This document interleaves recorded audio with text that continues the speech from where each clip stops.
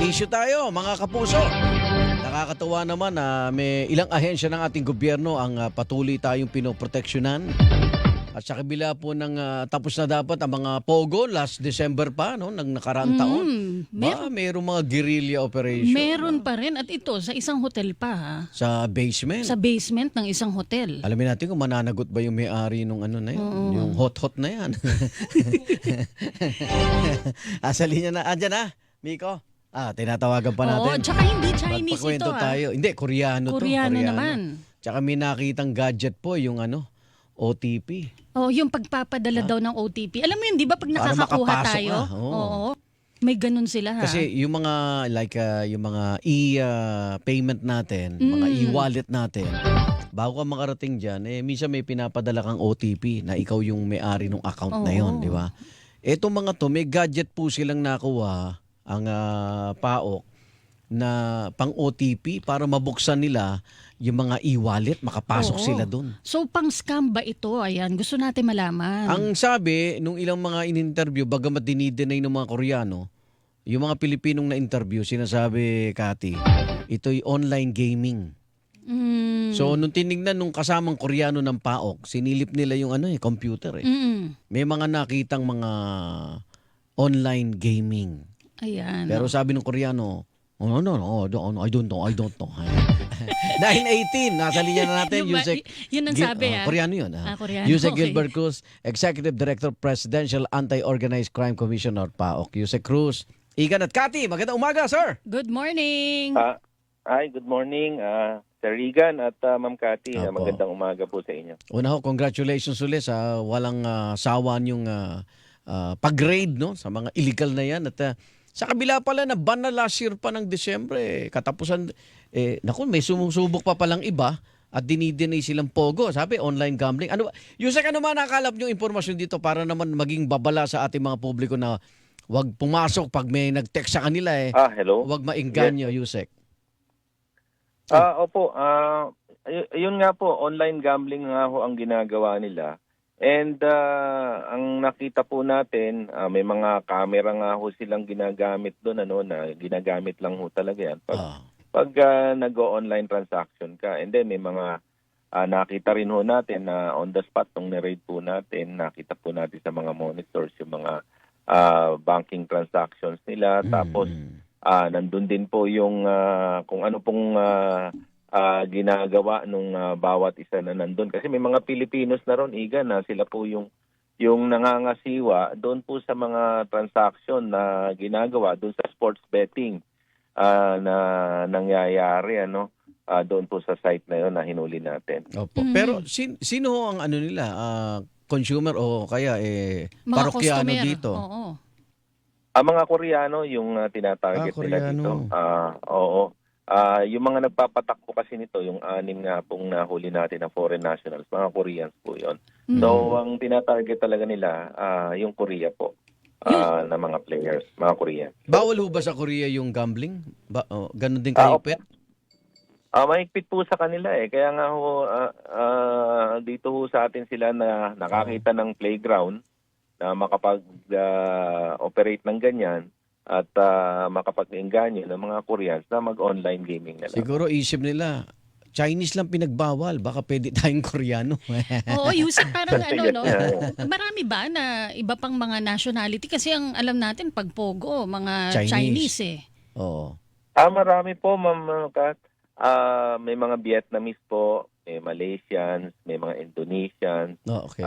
Yan, mga Koreans po. Tapos may mga Europeans pa eh. Tapos yung huling nahuli namin, kailan lang po, yung mga Brazilians po. Meron Brazilian. Po Yung mga Pilipino bang kasama dyan sa na-raid nyo sa Pasay City, mga galing Pogo na nagsara din, Yusek? Yun po yung na-interview namin, yung so far, yung kagabi ho, yung sa na-interview namin, 4 pong dating poguhan yung pinanggalingan ng mga ilan-ilan na Pilipino na nandun. So, ang requirement talaga para tanggapin ka ron sa ito, yung nahuli namin kagabi, kailangan galing ka sa dating poguhan. Okay. May job experience na hinahanap Yan nga, yun ho. Yung bang may-ari ng hotel, may pananagutan dito, Yusek, or Kung wala naman, ano bang paalam sa kanila nitong operator ng Pogo na yan? Oo, hindi ba nila alam, Yusek? Marami tayong question na gustong itanong sa nagpapatakbo po ng hotel, no? Kasi obvious naman po, talagang nasa loob po ng hotel yung Oo. pinasok natin. Mm-mm. At hindi naman ho ordinaryong hotel ito, Igan, ano? Talagang Oo. malaking hotel po ito. Very historical pa nga itong hotel na ito. Ba? At Oo. ang nakakapagtaka, siyempre, may security dinadaanan, may mga managers, may mga supervisor ng hotel na nagse-serve doon po sa site na yon. At ang tanong lang natin, bakit nila inaalaw? And kung naalaw man nila, hindi ba nila alam yung ginagawa nito o di ba nila ini-inspection? Oo. May mga nakuha daw po na mga gadget para pagpapadala ng OTP. Pakipaliwanag po kung saan nila ginagamit ito at may scam din po ba na nagaganap bukod dun sa gambling? Yun nga ho, may mga OTPs, ano? Alam niyo naman, Ma'am Kat, pag may OTP, talaga may perang involved dyan. Cryptocurrency ang tinatawag natin dyan. At yung mga OTP, for every computers po na nakita natin, may corresponding OTP. Ibig sabihin, nagtatransact po talaga sila ng mga cryptocurrency o pera doon po sa mga computers na nakita natin. So, ang aalamin na lang po natin dito kasi kailangan pa po natin, Igan and Ma'am Kat, ng court order, ano, para mabuksan natin totally itong mga computers na to at para malaman natin yung talagang yung transaction na ginagawa nito. Although kagabi po kitang-kita naman po dun sa mga monitors nila na talagang may mga money transactions o cryptocurrency transaction.